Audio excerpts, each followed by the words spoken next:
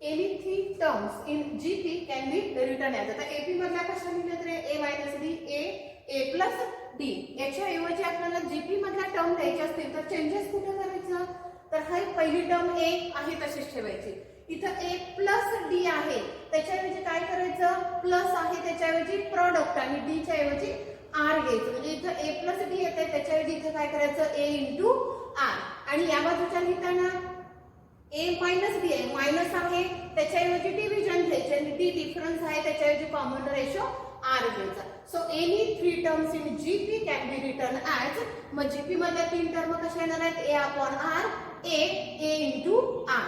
आता सेम त्याच टाइपनी इथे चार टर्म आहेत, पाच टर्म आहेत, ह्या कशा येतील? तर पहिली टर्म A आहे तशीच ठेवायची. बघा A प्लस D आहे, प्लस म्हटलं की काय करतो? A आहे तसा, प्लस आहे त्याच्याऐवजी प्रॉडक्ट आणि D आहे त्याच्याऐवजी कॉमन रेशो R. ठीक आहे. परत A प्लस 2D आहे, A आहे तसाच, प्लस आहे म्हणजे प्रॉडक्ट आणि टॉईस D आहे त्याच्याऐवजी R स्क्वेअर येतो. तसंच या बाजूला लिहिताना A मायनस आहे म्हणजे की डिव्हिजन, D एकदाच आहे म्हणजे डिनॉमिनेटरला R एकदाच लिहायचा. तिकडं A मायनस टॉईस D आहे म्हटलं की A आहे तसा, मायनस आहे म्हणून डिव्हिजन आणि टॉईस D च्या ऐवजी काय करायचा? R square. So any five terms in GP can be written as A upon R square, A upon R, A into R आणि A R square. Similarly, any four terms, चार term जर घ्यायचे असतील तर सेम प्रोसिजर काय होणार? A minus 3D आहे, A आहे तसा, मायनस आहे त्याच्याऐवजी डिव्हिजनचा साइन, 3D आहे त्याच्याऐवजी R क्यूब होतो. परत A minus D आहे म्हणजे A आहे तसाच, मायनस आहे म्हणून डिव्हिजन आणि D एकटाच आहे म्हणून अपॉन R आला. परत A आहे असाच, A प्लस आहे, प्लसच्या ऐवजी प्रॉडक्ट आणि D एकच आहे म्हणून फक्त A into R घ्यायचा. आणि हा लिहिताना A प्लस आहे म्हणून प्रॉडक्ट आणि 3D आहे त्याच्याऐवजी काय करायचा? R cube. म्हणजे तुमच्या लक्षात आलं any three terms in GP मधल्या तीन टर्म लिहिताना नेहमी कशा लिहायच्या? A upon R, A into R. Any five term घ्यायचे असतील तर A upon R square, A upon R, A into R आणि A into R square.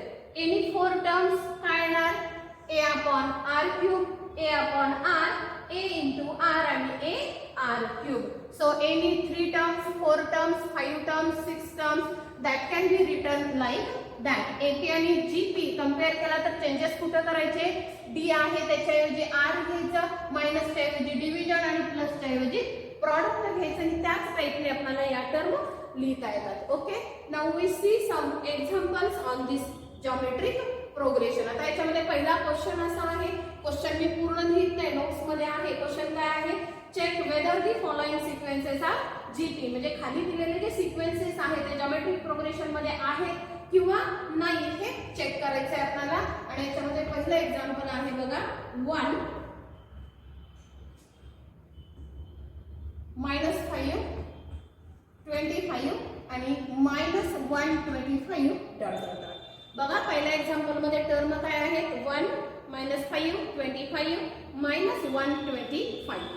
आता ह्या ज्या टर्म दिले किंवा हा जो सिक्वेन्स आहे हा आपल्याला काय चेक करायचा आहे? Whether it is in geometric progression or not.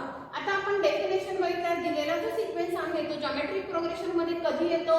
तर माहित आहे आपल्याला सक्सेसिव्ह दोन टर्म, लगतच्या दोन टर्म मधला रेशो जर प्रत्येक ठिकाणी सारखा आला तर तो जो सिक्वेन्स आहे तो काय येतो? जॉमेट्रिक प्रोग्रेशन मध्ये. ठीक आहे. आता आपल्याला याच्यामध्ये काय दिलंय? तर इथं पहिली टर्म आहे, पहिली टर्म म्हणून आपण नोटेशन T1. फर्स्ट टर्म काय दिले आपल्याला? 1. So here T1 is equal to 1. T2 second term काय दिले? -5 आहे. T3 थर्ड टर्म काय आहे आपल्याकडं? 25 आहे.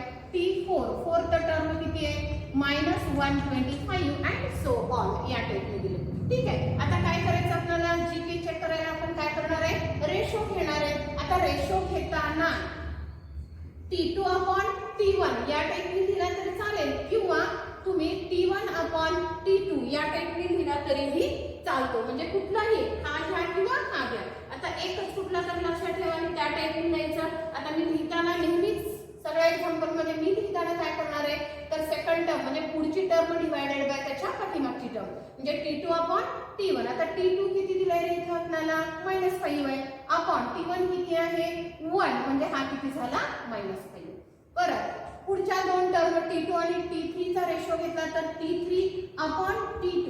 T3 किती आहे 25 अपॉन T2 किती दिलंय -5. मग 5 न भाग जातो किती होतोय हा परत -5 वर.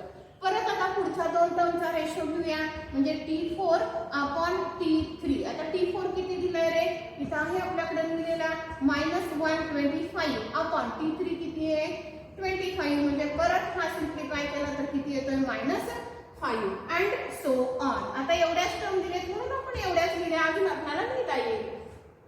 तर हे तिन्ही जे रेशो आले बघा, आता तुमच्या लक्षात येतोय पहिला रेशो -5 आले, दुसऱ्याची पण व्हॅल्यू -5 आले, तिसऱ्याची पण व्हॅल्यू -5 आले. म्हणजे हे जे सगळे रेशो आहेत हे काय झाले सगळे एकसारखे येतात. म्हणजे मग आपण काय म्हणू शकतो ॲज द रेशो ऑफ, बघा रिझन घेताना कसं लिहायचं as the ratio of any two consecutive terms.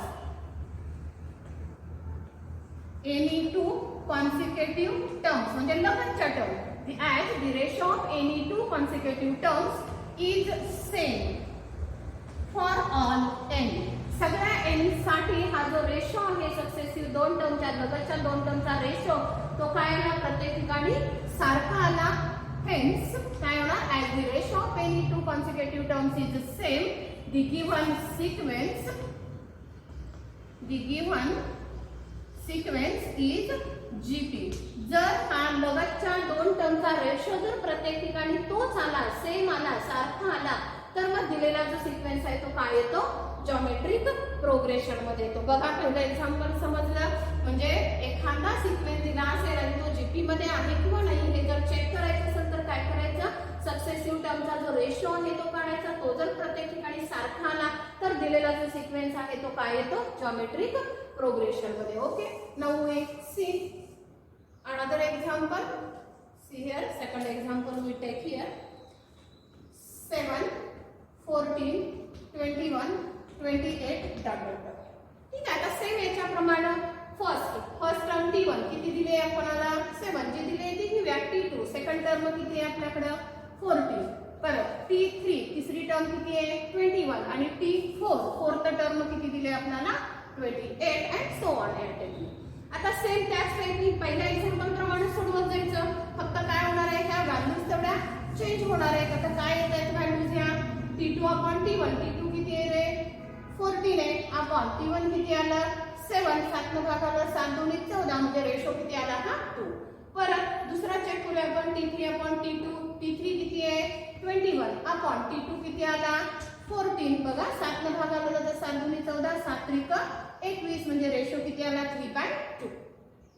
परत T4 अपॉन T3. T4 किती आहे 28 आहे अपॉन T3 किती आहे 21. परत हा सिम्प्लिफाय केला 7 3 21 7 चौक 28 म्हणजे काय आला 4/3. म्हणजे काय लक्षात येते रे आपल्या इथं पहिला जो रेशो आला त्याची व्हॅल्यू 2 आली, दुसरा आला 3/2, तिसरा आला 4/3. म्हणजे हे तिन्ही आपल्याला एकसारखे दिसत नाहीये. मग काय म्हणू शकतो as the ratio of any two consecutive terms is not same. Equal झालेली नाहीये. So the given sequence is not GP. Ratio सारखा नाहीये प्रत्येक ठिकाणी म्हणजे दिलेला जो सिक्वेन्स आहे तो काय होतो it is not in GP. तो जीपी मध्ये येत नाहीये. ठीक आहे. आपण आणखी एखादा एक्झाम्पल बघूया. बघा प्रोसिजर लक्षात आली का. सिक्वेन्स जर तुम्हाला जीपी मध्ये दाखवायचा असेल तर काय करायचं हा रेशो काढायचा. हा रेशो सगळीकडे सारखा आला तर सिक्वेन्स काय येतो जीपी मध्ये येतो. Otherwise it is not in GP. Now we see one more example. Third example is here √5 1 upon √5 1 upon 5 √5 1 upon 25 √5 dot dot dot. बघा 1 upon हा √5 1 upon √5 1 upon 5 √5 1 upon 25 √5. Same procedure. आता इथे फक्त फिगर्स बदलत जातील. T1 पहिला टर्म काय दिला आपल्याला √5 दिला. ओके. T2 सेकंड टर्म काय आहे 1 upon √5. T3 थर्ड टर्म काय आहे आपली 1 upon 5 √5 आणि फोर्थ टर्म काय दिले 1 upon 25 आणि √5. ओके. सेम याच टाइपने आपल्याला रेशो सिम्प्लिफाय करत जायचंय. आता T2 upon T1. T2 किती आहे रे तर 1 upon √5 आहे अपॉन T1 किती आहे √5 म्हणजे हा 1 upon √5 आणि हा डिनॉमिनेटर 5 अपॉन काय नाही म्हणजे 1. मग इकडे घेतला की काय होतं हा 1 अपॉन √5. हा 1 × 1 1 आला. हा √5 × √5 दोन वेळा आहे म्हणजे याचा प्रॉडक्ट किती होतं 5. आता T3 अपॉन T2. T3 किती आहे रे 1 अपॉन 5 √5 आहे अपॉन T2 किती आहे तर 1 अपॉन √5. हा त्याच टाइपने सिम्प्लिफाय करा 1 अपॉन 5 √5. आता इथं 1 अपॉन √5 आहे डिवाइड करतोय मल्टिप्लाय केला की हा इंटरचेंज होणार न्यूमरेटर म्हणजे 1 अपॉन √5 च्या ऐवजी काय होणार हा √5 अपॉन 1 म्हणजे हा √5 ला √5 कॅन्सल झाला. परत हा रेशो किती आला 1 अपॉन 5 आला.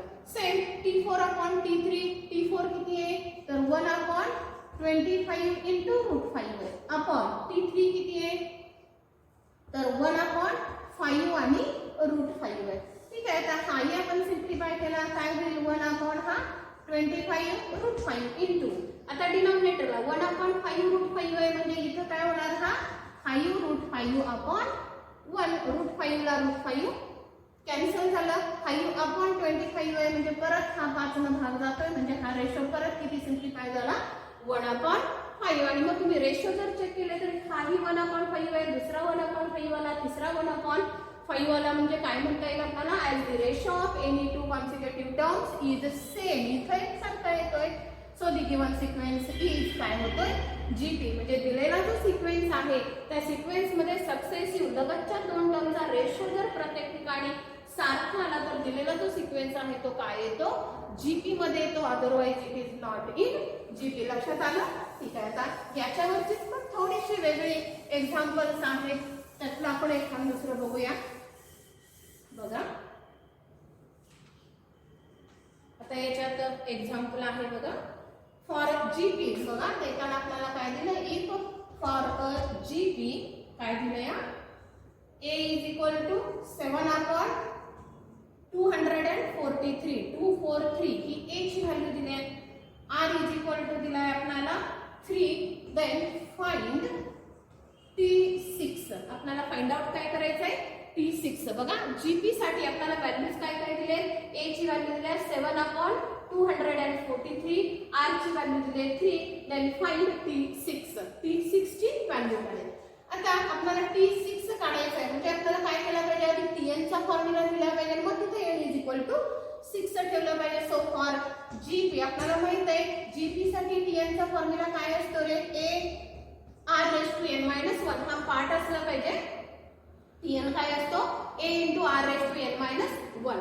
ठीक आहे. आता हा Tn झाला पण आपल्याला फाइंड आउट काय करायचं आहे रे T6 म्हणजे मी n च्या जागी काय करणार आहे 6 व्हॅल्यू ठेवली तर काय मला T6 is equal to a r⁻6 - 1 म्हणजे काय होणार आहे a हा r⁻6 - 1 म्हणजे किती झाला 5 म्हणजे T6 is equal to r. आणि आता याच्यामध्ये a ची पण व्हॅल्यू दिली आणि आपल्याला r ची ही व्हॅल्यू दिली ह्या सबस्टिट्यूट केल्या. a किती दिले आपल्याला 7 अपॉन 243 इंटू r किती आहे आपला 3. So this is 3⁵5. आता हा सिम्प्लिफाय करायचा आहे तुम्हाला डायरेक्ट हा 3⁵5 लगेच येईल असं नाही. मग मी काय करते सोयीसाठी 3⁵5 च्या ऐवजी 3⁵3 एकदा लिहिते आणि 3⁵2 एकदा लिहिते म्हणजे तुम्हाला ते सिम्प्लिफाय करायला सोपं जाईल. तुम्हाला डायरेक्ट येत असेल डायरेक्ट केलं तरीही चालतं नसेल तर मग या टाइपनी सिम्प्लिफिकेशन करा. हा 7 अपॉन 243 ओके इंटू